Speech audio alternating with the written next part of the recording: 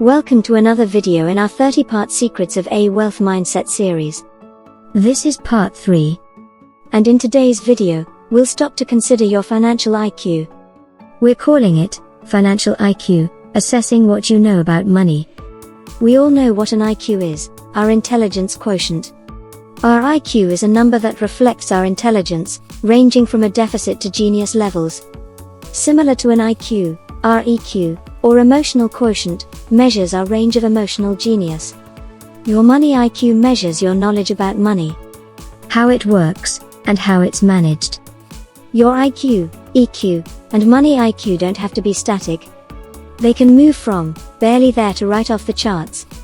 Assessing what you know about money can make a way to learn more, or fill in any blanks that keep you from being the genius you were meant to be. How do you rate your money IQ? Where do you begin? Here's 5 easy questions to get started. 1. On a scale of 1 to 10, how much do you know about money? 2. Do you understand the general principles about compound interest, investments, and other ways to make your money work for you? 3. As time has gone by, has your wealth increased, stayed the same, or decreased? Answering these questions can give you a general idea whether your money IQ has room for improvement. The great news is you can begin to improve your money IQ anytime. Here are 5 easy ways to learn more about money and how it works for you. Step 1. Use a money management app. Step 2. Follow a money management influencer on social media. Step 3. Read books on wealth and biographies on wealthy people. Step 4. Sign up for a wealth-creating workshop. Step 5. If you own a business, hire a business coach.